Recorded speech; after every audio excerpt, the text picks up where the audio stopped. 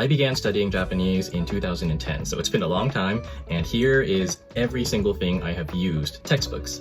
Pretty good. I don't think that textbooks should be the main source of your study, but when you're an absolute beginner, it really helps to have like a structured curriculum, which is what a textbook gives you. Classes. Pretty much the same thoughts I have about textbooks. They are good to give you the structure, and as a bonus, like in classes, you get to make friends with people who are also interested in learning Japanese, and having that social aspect is really good for keeping you motivated. SRS flashcards. Really, really good.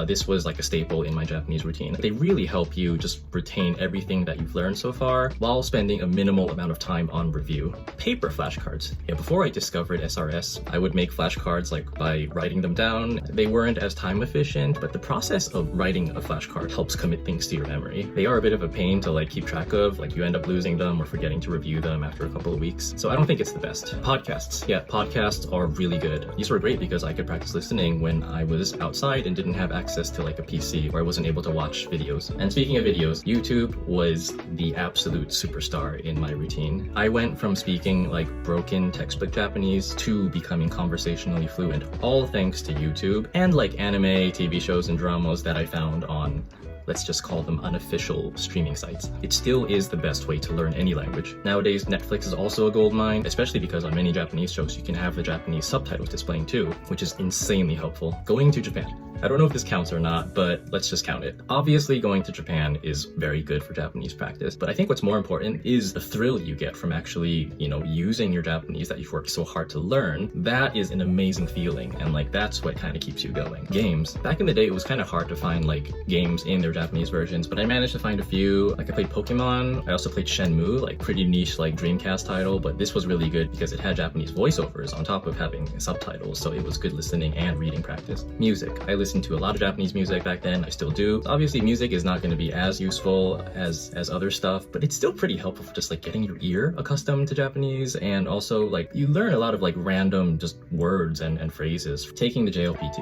I have mixed feelings about the JLPT, but I did end up taking N1 after I came to Japan because I thought it would help me get a job, and I'm glad I did it because it did kind of push me to just learn like more academic and formal Japanese, which I wouldn't have had the motivation to study for otherwise. Okay, and last one, I'm gonna sound really crazy here, but talking to yourself or just thinking to yourself. Everyone has like a conscious voice in their head, and if you just turn that into Japanese and you try to comment on random things happening around you, or if you try to translate your own thoughts into Japanese, that's actually really, really good practice, and it helps you catch things that you didn't know how to say before, and you can do it anytime you want. If you have nothing available, or if you're stuck at work or in a boring class and you're starting to just daydream a bit, you can practice Japanese right then and there.